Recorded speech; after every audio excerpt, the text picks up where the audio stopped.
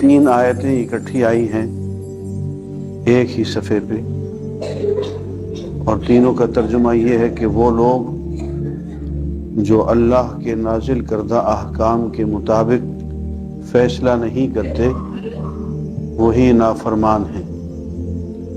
جو لوگ اللہ کی کتاب کے مطابق فیصلے نہیں کرتے وہی کافر ہیں۔ وہ لوگ جو اللہ کی نازل کردہ کتاب کے احکام کے مطابق فیصلے نہیں کرتے وہی ظالم ہیں۔ عزیزان گرامی، کل یہ گفتگو ہو رہی تھی کہ اللہ تعالیٰ نے جب حضرت آدم کو رخصت فرمایا تو یہ مشن دیا کہ میری آیات، میری تعلیمات پے بپے تم تک پہنچتی رہیں گی، تم انہیں سمجھتے رہنا، سمجھاتے رہنا، ان پہ عمل کرتے رہنا، عمل کراتے رہنا۔ تو اصل جہاد یہ ہے کہ کلمت اللہ کو بلند کیا جائے اور اللہ کی تعلیمات کو نافذ کیا جائے۔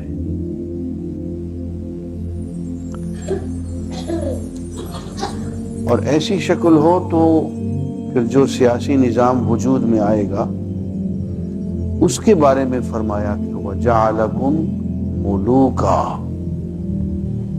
کہ ہم نے تم سب کو بادشاہ بنا دیا۔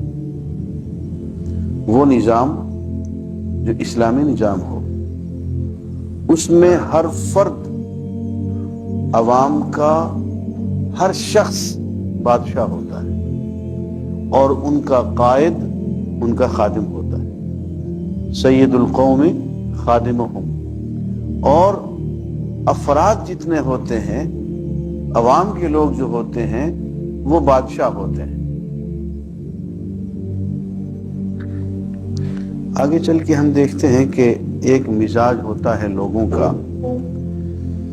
کہ دین کی بات جب کھل کے سامنے آنے لگتی ہے تو وہ یا تو ذہنی طور پہ اسے قبول کرنے کو تیار نہیں ہوتے، یا ان کے مزاج اتنے بگڑے ہوئے ہوتے ہیں کہ اس کو قبول نہیں کر سکتے،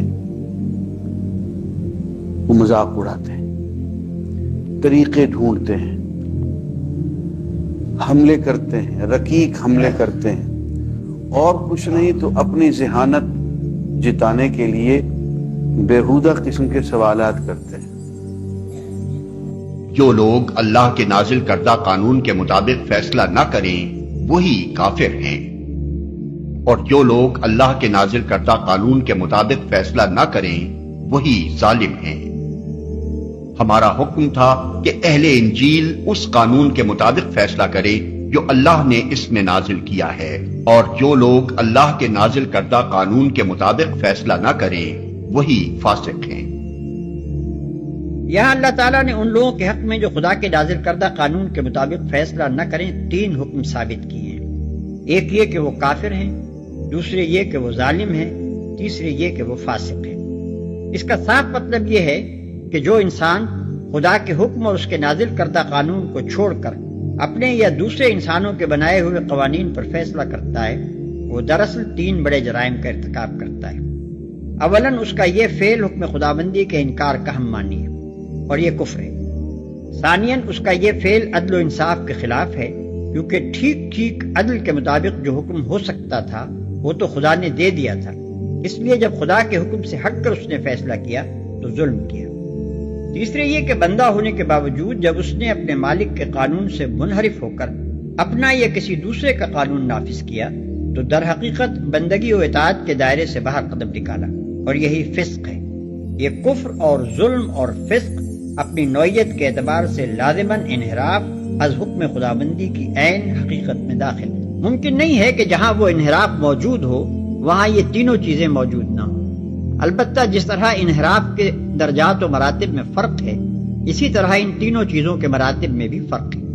جو شخص حکم الہی کے خلاف اس بنا پر فیصلہ کرتا ہے کہ وہ اللہ کے حکم کو غلط اور اپنے یا کسی دوسرے انسان کے حکم کو صحیح سمجھتا ہے وہ مکمل کافر اور ظالم اور فاسق ہے، اور جو اعتقاداً حکم الہی کو برحق سمجھتا ہے مگر عملاً اس کے خلاف فیصلہ کرتا ہے وہ اگرچہ خارج از ملت تو نہیں ہے مگر اپنے ایمان کو کفر، ظلم اور فسق سے مخلوط کر رہا ہے۔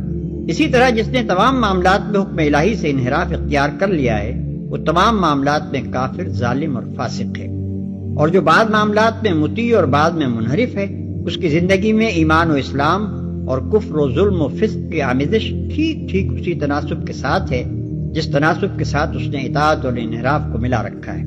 بعض اہل تفسیر نے ان آیات کو اہل کتاب کے ساتھ مخصوص قرار دینے کی کوشش کی ہے مگر کلام الہی کے الفاظ میں اس تعویل کے لیے کوئی گنجائش موجود نہیں۔ اس تعویل کا بہترین جواب وہ ہے جو حضرت حذیفہ رضی اللہ عنہ نے دیا ہے۔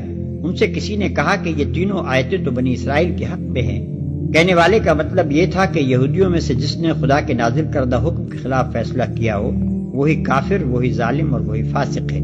اس پر حضرت حذیفہ رضی اللہ تعالیٰ عنہ نے فرمایا کتنے اچھے بھائی ہیں تمہارے لیے یہ بنی اسرائیل کہ کڑوا کڑوا سب ان کے لیے ہے اور میٹھا میٹھا سب تمہارے لیے، ہرگز نہیں، خدا کی قسم تم انہی کے طریقے پر قدم بقدم چلو گے۔ یہ بھی قرآن حکیم کے بہت اہم مقامات میں سے ہے اور اس میں بہت سخت تحدید ہے، تنبیہ ہے، دھمکی ہے ان لوگوں کے لیے کہ جو کسی آسمانی شریعت پر ایمان کے دعوے دار ہوں اور پھر اس کے بجائے کسی اور قانون کے اوپر اپنی زندگی گزار رہے ہوں۔ اسی طرح یہ مسلمان امتوں کے ضمن میں قانون شریعت کی تنفیذ اور اس کی جو اہمیت ہے اور اگر اس پر عمل نہ کیا جائے تو اس کا اللہ تعالیٰ کی نگاہ میں کیا مقام ہے، اس مسئلے پر یہ اہم ترین مقام ہے، یہ اس کا یوں سمجھیے کہ ذروۂ سنام ہے۔ اب آ رہی ہے وہ کانٹے والی بات، وَمَن لَّمْ يَحْكُم بِمَا أَنزَلَ اللَّهُ فَأُولَٰئِكَ هُمُ الْكَافِرُونَ، اور جو اللہ کی اتاری ہوئی شریعت اور قواعد و ضوابط کے مطابق فیصلے نہیں کرتے وہی تو کافر ہیں۔ بتوں سے تجھ کو امید ہے، خدا سے نا امیدی، مجھے بتا تو صحیح اور کافری کیا ہے۔ وَمَن لَّمْ يَحْكُم بِمَا أَنزَلَ اللَّهُ فَأُولَٰئِكَ هُمُ الظَّالِمُونَ، اب دوسری مرتبہ دہرا کر بات آئی، اور جو فیصلہ نہیں کرتے اللہ کی اتاری ہوئی شریعت کے مطابق تو وہی تو ظالم ہے، اور ظالم یہاں بمعنی مشرک، ان الشرک لظلم عظیم، ایک قانون اللہ کا ہے، ایک قانون انسانوں کا ہے، ایک رواج کا ہے، ایک رومن لا ہے، ایک فلاں ہے، ایک پاکستانی قانون ہے۔ اب آپ فیصلے کس کے تحت کر رہے ہیں، اللہ کے قانون کے تحت یا کسی اور کے تحت؟ گویا کہ اب آپ نے اللہ کے قانون کے ساتھ ساتھ کسی اور کے قانون کو مان لیا، یہی شرک ہے۔ وَلْيَحْكُمْ أَهْلُ الْإِنْجِيلِ بِمَا أَنزَلَ اللَّهُ فِيهِ، اور چاہیے کہ انجیل کے ماننے والے فیصلہ کریں اسی کے مطابق جو انجیل میں ہے۔ وَمَن لَّمْ يَحْكُم بِمَا أَنزَلَ اللَّهُ فَأُولَٰئِكَ هُمُ الْفَاسِقُونَ، اور جو لوگ نہیں فیصلے کرتے اللہ کے اتارے ہوئے احکام اور قوانین اور شرائع کے مطابق تو وہی تو فاسق ہیں، وہی تو سرکش ہیں، وہی تو ناہنجار ہیں۔ اب یہ ایک رکوع میں 3 مرتبہ دہرا کر یہ الفاظ آئے، وَمَن لَّمْ يَحْكُم بِمَا أَنزَلَ اللَّهُ فَأُولَٰئِكَ هُمُ الْكَافِرُونَ وَمَن لَّمْ يَحْكُم بِمَا أَنزَلَ اللَّهُ فَأُولَٰئِكَ هُمُ الظَّالِمُونَ وَمَن لَّمْ يَحْكُم بِمَا أَنزَلَ اللَّهُ فَأُولَٰئِكَ هُمُ الْفَاسِقُونَ۔ اب اس کو سامنے رکھیے، اور دنیا میں جو مسلمان ممالک ہیں، کتنے مسلمان ہیں جن میں کہ اسلام کا پورا نظام قائم ہو، کتنے ملک ہیں، کہاں ہے کہ جہاں اسلام کی شریعت اور قرآن کی شریعت نافذ ہو؟ تو گویا کہ ہم اگرچہ انفرادی اعتبار سے مسلمان ہیں لیکن نظام جو ہے ہمارا وہ کافرانہ ہے۔ اب یہ ہے اصل میں کانٹے کی بات، لوگوں سے ڈرنا نہیں، یہ 2 باتیں آئیں گی، لوگوں سے ڈرنا نہیں اور دوسری بات آئے گی لوگوں کی خواہش پر عمل نہیں کرنا، لوگوں کی خواہشات پر نہیں چلنا۔ تم نے کس پر چلنا ہے؟ اللہ کی کتاب کی رہنمائی میں چلنا ہے، نہ لوگوں سے ڈر کر فیصلہ کرنا ہے اور نہ لوگوں کی محبت اور ان کی خواہشات کے احترام میں فیصلہ کرنا ہے۔ فلا تخشوا الناس واخشونی، مجھ سے ڈرو، ولا تشتروا بآیاتی ثمنا قلیلا، اور میری آیات کو چھوٹے مولوں کے عوض نہ بیچو۔ اب یہ سمجھ آئے گی یہاں مطلب کیا ہے؟ اگر آپ نے ایک فیصلہ کرنا ہے اللہ کی آیت کی روشنی میں اور اس فیصلے کے نتیجے میں کوئی آپ کے رشتہ دار ناراض ہو جاتے ہیں، والد صاحب ناراض ہو جاتے ہیں، بزرگ کوئی ناراض ہو جاتے ہیں، اچھا کوئی بڑا مؤثر آدمی سرمایہ دار جو آپ کو بڑی اونچا اڑا سکتا ہے وہ ناراض ہو جاتا ہے، اور آج کے اعتبار سے کوئی میڈیا کا مالک ناراض ہو کے آپ کو اپنے چینل سے کک آؤٹ کر دیتا ہے، یہ بھی تو ہو سکتا ہے نا۔ تو اگر آپ نے، یا یہ کہ کوئی ناراض ہو کے آپ کو جیل میں ڈال دیتا ہے، یا کوئی ناراض ہو کے آپ کو گم کر دیتا ہے، یہ سارا کچھ پاسبل ہے، تو آپ نے جب اس سے بچنے کے لیے اللہ کے اس فیصلے کو پس پش ڈالا، تو اس فیصلے کو اس جگہ پر بیچا ہے آپ نے۔ جو مول وصول کیا وہ کیا ہے؟ اپنا تعلق برقرار رکھا ہے۔ جو قیمت وصول کیا وہ کیا ہے؟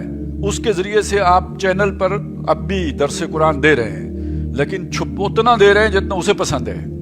تو یہ سمجھ لیجئے کہ آپ نے مول کیا وصول کیا۔ مول صرف لفافے کی صورت میں نہیں ہوتے، مول اس حیثیت کی صورت میں بھی ہوتے ہیں، مول اس سٹیٹس کی صورت میں بھی ہوتے ہیں، مول اس فیسلٹی کی بھی صورت میں ہوتے ہیں، جو اللہ کے کسی فیصلے کو چھپا کر، دبا کر، پس پش ڈال کر آپ جسے انجوائے کرتے ہیں، جو جس پوزیشن کو انجوائے کرتے ہیں وہ بھی مول ہے، جو چودراہٹ انجوائے کرتے ہیں وہ بھی مول ہے۔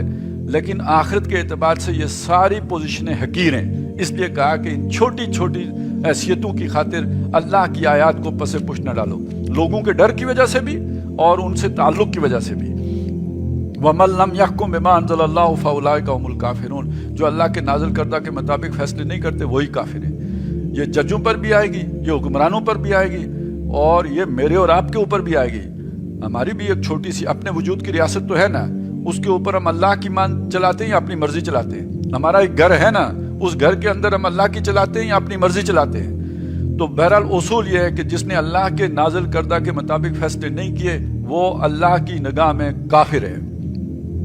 اب یہاں سارے فقہا جمع ہو کے اس آیت کو جو جتنا مرضی چکر دے لیں، اللہ نے اپنی بات کہہ دی ہے، اب جو چکر آپ نے دینے دیتے رہیں، وہ آپ کا کام ہے، آپ کو ساجے، وہ آپ کو پسند آئے، آپ کو راس آئے، لیکن بات بہت صاف ہے، کلیئر ہے۔ اب اس سے بچنے کے لیے آپ جو مرضی طریقہ اختیار کر لیں، لیکن اللہ نے بہت واضح دو ٹوک بات کر دی۔ یہ کون سے معاہدے کا نتیجہ ہے؟ یہ کتاب کے معاہدے کا نتیجہ ہے۔ اوفو بالعقود، یہ عقد بھی پورا کرو، اور اگر یہ پورا نہیں کیا، اس کے مطابق فیصلے نہیں کیے، کیونکہ تمہیں محافظ بنایا گیا ہے کتاب کا، تم کتاب کے نگران ہو، تمہیں کتاب کا امین بنایا گیا ہے، اس کا تقاضا یہ ہے کہ تم نے فیصلے اپنی مرضی پر نہیں، کسی کے ڈر کی وجہ سے نہیں، کسی کی محبت کی وجہ سے نہیں کرنے، اللہ کے نازل کردہ کے مطابق کرنے۔ اور اگر اس کے مطابق نہیں کرو گے تو پھر ٹھیک ہے، آپ سرٹیفکیٹ لے لو مسلمانی کے، اللہ کے کاغذوں میں، ریکارڈ میں آپ کا شمار کافروں میں ہے۔ اچھا، اب یہ بات ہو رہی ہے تورات کی۔ پہلی بات آئی تھی کہ تم سے اللہ نے ایک میثاق لے لیا نا، میثاق الذی واثقکم بہ، جس میں تمہیں باندھ لیا ہے۔ اللہ نے یہ میثاق لیا اہل تورات سے بھی، اللہ نے یہ میثاق لیا اہل انجیل سے بھی، تو وہ اب اس میثاق کا ایک تقاضا یہ آ گیا کہ اس کے مطابق فیصلے بھی کرنے ہوں گے۔ اس کے مطابق فیصلے نہیں کیے تو میثاق ٹوٹ گیا، میثاق توڑ دیا تو لعنتی ہو گئے، وہ ہم پہلے پڑھائے ہیں۔ لیکن وَمَن لَّمْ يَحْكُم بِمَا أَنزَلَ اللَّهُ فَأُولَٰئِكَ هُمُ الظَّالِمُونَ، جو اللہ کے نازل کردہ کے مطابق فیصلے نہیں کرتے وہ ظالم ہیں۔ ایک تو عدل اللہ نے دیا ہے، اس سے ہٹ کر جو بھی ہوگا وہ ناانصافی کی بات ہوگی، وہ جتنا بھی کسی نہ کسی پر اس کا ظلم کا اطلاق ہوگا۔ اور دوسرا، ظالم کا معنی قرآن مجید میں شرک کے معنی میں آیا ہے، تو اس کا مطلب انہوں نے اللہ کی جگہ پہ کسی اور کو حاکم بنا لیا ہے۔ یہ شرک فی الحکم ہے، ایک شرک فی العبادہ ہے نا، شرک فی الحقوق، تو اسی شرک فی الحقوق میں سے ایک یہ بھی ہے کہ اللہ کا حق ہے کہ وہ حاکم ہو۔ آپ نے اس حاکمیت کی قانون ساز مقنن کی جگہ پہ اللہ کو ہٹا کر کسی اور کو بٹھا دیا ہے، یا اللہ کے ساتھ کسی کو لا کے جوڑ دیا ہے۔ لا یشرک فی حکمہ احدا، وہ اپنے حکم دینے کے اختیار میں بھی کسی اور کو شریک نہیں کرتا، تو یہ بھی شرک ہی کی ایک قسم ہے۔ اس لیے ظالم جو ہے وہ ظلم شرک کے معنوں میں بھی آتا ہے، ان الشرک لظلم عظیم۔ وَلْيَحْكُمْ أَهْلُ الْإِنْجِيلِ، دیکھیے یہ نئی کتاب آ گئی، اس کتاب کو جس نے مانا وہ بھی اللہ کے ایک معاہدے میں آ گیا، وہ بھی عقد ہو گیا، اس نے بھی ایک گرہ باندھ لی اللہ کے ساتھ، اور اس گرہ کا تقاضا، اس معاہدے کا تقاضا، اس میثاق کا تقاضا کیا ہے؟ وَلْيَحْكُمْ أَهْلُ الْإِنْجِيلِ، انجیل والوں کو بھی چاہیے، یعنی ان پر بھی فرض ہے۔ یہ چاہیے والا ترجمہ جو ہے نا، یہ ہماری اردو کی مجبوری ہے، ان پر بھی لازم ہے، ان پر بھی فرض ہے، ان پر بھی اللہ نے یہ لازم کیا ہے کہ وہ فیصلہ کریں، وہ لوگوں کے درمیان عدل کریں، بما انزل اللہ فی، جیسے کہ اللہ نے تو انجیل میں اتارا ہے۔ وَمَن لَّمْ يَحْكُم بِمَا أَنزَلَ اللَّهُ فَأُولَٰئِكَ هُمُ الْفَاسِقُونَ، اور جو اللہ کے نازل کردہ کے مطابق فیصلے نہیں کرتے وہی فاسق ہیں۔ اور یہ فاسق کون سے معنی میں آیا ہے؟ जिस मानी में शैतान का जिक्र आया है कि अल्लाह ने उसे हुक्म दिया था कि सजदा करो आदम को, सबने सजदा किया, उसने नहीं किया। फफसका नम्र रब्बी, क्यों? वो काना मिनल जिन्न फफसका नम्र रब्बी, वो जिन था इसलिए उसने अपने रब के हुक्म की नाफरमानी की। तो ये फिस्क होता है बिल्कुल निकल जाने वाला, बिल्कुल अपनी इस्लाम की कैंचली से निकल गया जो, ये वो फासिक है। अच्छा जी, अब जरा अगले अल्फाज गौर से पढ़िए, जरा ज़हन की जो सोचने की सलाहियतें अल्लाह ने दी हैं, इस्तिंताज की जो अल्लाह ताला ने इस्तेदाद दी है, वो सारे बटन ऑन करके पढ़िए। तौरात उतारी, इंजील उतारी, व अंजलना इलैकल किताब, आपकी तरफ किताब उतारी। कोई कनेक्ट हुआ? कनेक्ट कीजिए। बिल हक, हक के साथ उतारी। मुसद्दिक़ल लिमा बैन यदैहि मिनल किताब, इससे पहले वाली किताबों की तस्दीक करती है, तौरात की भी करती है, इंजील की भी करती है। जैसे इंजील तौरात की तस्दीक करती थी, ये जो किताब आपकी तरफ उतारी, ये तौरात और इंजील दोनों की तस्दीक करती है। वह मुहैमनन अलैहि, इसकी एक और सिफत भी है, ये उन दोनों के ऊपर निगहबान भी है। उनके टेक्स्ट के अंदर अगर कोई ऊंच नीच पैदा कर दी गई है तो ये करेक्ट भी करती है उसको, ये उसको टेस्टिफाई करती है। फहकुम बैनहुम बिमा अंज़लल्लाह, ये हुक्म मोहम्मदुर रसूलुल्लाह को और उनके तवस्सुत से पूरी उम्मत को, जो मैं पढ़ रहा हूं तो मुझे, जो आप सुन रहे हैं तो आपको, तो तुम फैसला करो लोगों के दरमियान जैसा कि अल्लाह ने नाजिल किया है। किस में? कुरान में, उसके मुताबिक फैसला करो। वला तत्तबे अहवाअहुम अम्मा जाअका मिनल हक, लोगों की ख्वाहिशात की पैरवी ना करो उसके बाद के जबकि तुम्हारे पास हक आ गया है। लोग क्या कहते हैं, लोगों की सोच क्या है, उसकी अब परवाह ना करो। ये मैंने आपको शुरू में बताया था, दो चीजें रुकावट बनती है, लोगों का खौफ और लोगों की खुशी। इन दोनों से आजाद हो जाओ। असल तज़किया ये है, इसकी फिक्र आपको ना रहे कि लोग क्या कहेंगे, ये फिक्र दामनगीर हो जाए कि मेरे रब मेरा इस फैसले के बारे में क्या देखेगा, उसकी नजर में मेरा मकाम क्या बनेगा। ये आपकी सोच की क्लैरिटी हो गई, ये आपके ज़हन का, कल्ब का तज़किया हो गया। अगर आपकी सोच ये बन गई, लोगों की परवाह खत्म हो गई कि लोग क्या कहेंगे, और अल्लाह की परवाह हो गई कि कहीं अल्लाह खफा न हो जाए, अल्लाह राजी किस बात पे होगा, ये है असल में आपके दिल का सीधा हो जाना।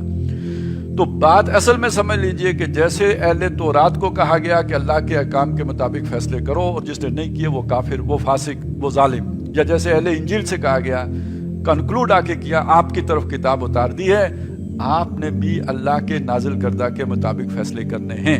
वो जो 3 फतवे उन पर लगाए गए थे उनमें से किसी का यहाँ जिक्र नहीं किया, वो अंडरस्टूड है और इसलिए करने की जरूरत नहीं पड़ी।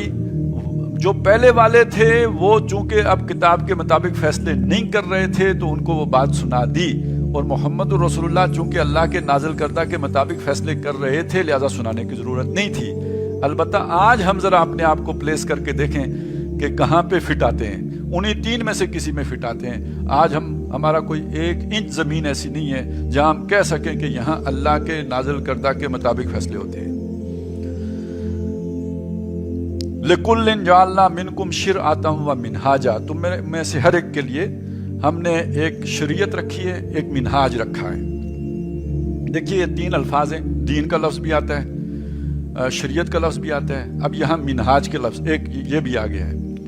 तो इसको समझ लीजिए, दीन आदम अलैहिस्सलाम से लेके मोहम्मद रसूलुल्लाह सल्लल्लाहु अलैहि वसल्लम तक हमेशा एक ही रहा है, दीन नहीं बदला है। शरीयत मुख्तलिफ है, मूसा अलैहिस्सलाम की शरीयत और है, मोहम्मद रसूलुल्लाह की शरीयत और है, इनमें फ़र्क हुआ है, शरीयत बदलती रही है। मिनहाज, हमारी जो फिका की टर्मिनोलॉजी है उसमें मिनहाज भी शरीयत का हिस्सा है, लेकिन मिनहाज असल में कहेंगे, शरीयत कहेंगे अल्लाह के हुक्म को। अल्लाह ने हुक्म दिया नमाज पढ़ो, अब उस नमाज पढ़ने का एक तरीका है, उस तरीके को मिनहाज कहेंगे। लेकिन जब हम फिका की रोशनी में देखेंगे तो शरीयत में मिनहाज भी शामिल होगा। शरई हुक्म क्या है जी, वुजू करो, शरई हुक्म क्या है जी, क़याम करो, रुकू करो, सजदा करो, ये सारे शरई अहकाम ही हैं, ये शरीयत ही है।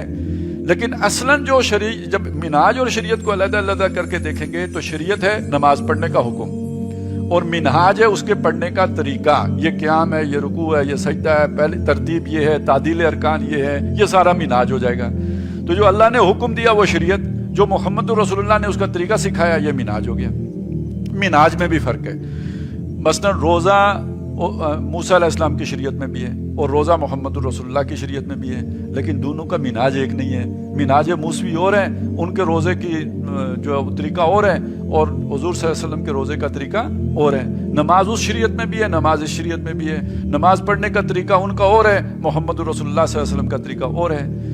تو جب ہم صرف شریعت کا لفظ بولیں گے تو اس میں منہاج بھی جمع ہو جائے گا، لیکن جب منہاج اور شریعت دونوں الفاظ آئیں گے تو اس کا مطلب ہوگا کہ شریعت اللہ کے احکامات، منہاج محمد رسول اللہ کا بتایا ہوا طریقہ، اس شریعت پر عمل کرنے کا طریقہ۔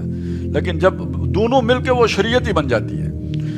آپ انڈیویجول پائٹی، پرسنل پائٹی، بہت اعلیٰ کردار، بہت اعلیٰ تقوی، بہت زاہد، بہت عابد، سب کچھ ہے، لیکن اس نظام کا حصہ ہے جو نظام باطل ہے۔ آپ کس کی گواہی دے رہے ہیں؟